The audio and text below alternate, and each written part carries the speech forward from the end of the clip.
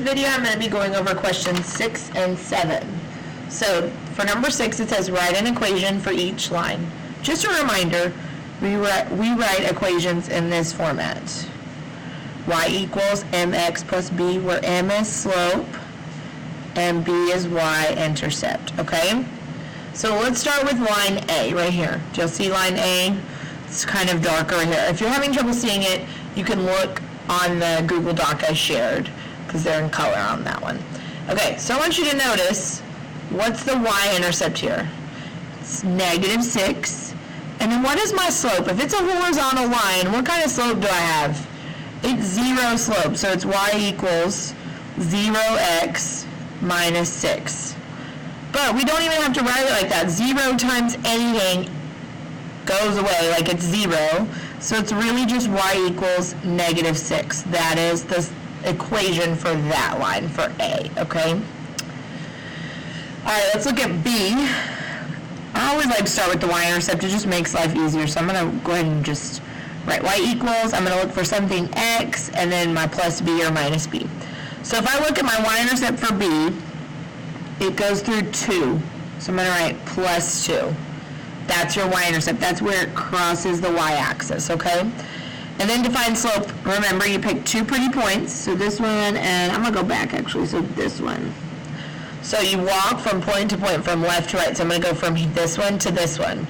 And I'm doing rise over run. So it's going down 1, 2, 3. So that's -3 over 1. And that simplifies to -3. So it's just -3x plus 2. All right? Now, if you need to pause and go back and listen again, feel free. I'm going to move on to C.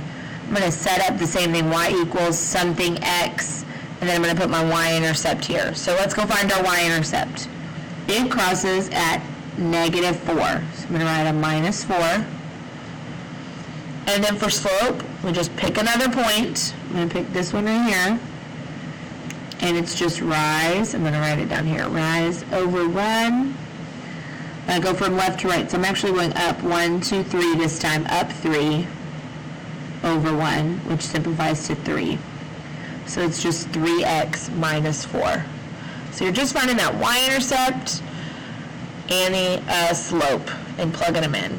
All right, D is a unique line because it's not a horizontal line, it's a vertical line, which means the slope is undefined and you can't write an equation like this. I want you to notice the only thing that's consistent here is that the x value is 7. So guess what? This equation is just x equals 7. That's all you do. Whatever the x value is, it's x equals that. So here's your 4 equations. Y equals -6, y equals -3x plus 2, y equals 3x minus 4, and x equals 7. And I'm telling you, I did one of each example because there will be one of these, of each of these on your assessment. All right, let's look at number 7. All right, it says, before leaving the house, Ramon's phone was charged at 50%. As the day progressed, the battery used 5% per hour. Write an equation to represent the battery percentage y after x hours. So it's still in slope-intercept form. It's just a little different because we're not starting at 0. Where are we starting? When he left the house, what was the battery at? 50. So we're going to do 50. And then each hour, it's decreasing by 5. So decreasing tells me I'm subtracting. We're subtracting 5% per hour, so over x hours. So we wrote where we started. And for this one, we were decreasing by 5% per hour, so that shows that per hour right there, because we know that x is hours. So now we're going to graph this. We want to be sure to label your axis and scale them by labeling the grid lines with numbers. Okay, so I just gave you a blank graph here. It tells you x is hours, so I'm going to go ahead and write that down here, hours. And y is battery percentage, so I'm going to write that right here, battery percent.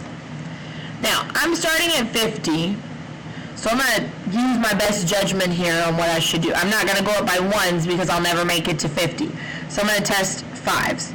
5, 10, 15, 20, 25, 30, 35, 40, 45, 50. Fives work, so I'm just going to label these by 5. 5, 10, 15, 20, 25, 30, 35, 40, 45, 50.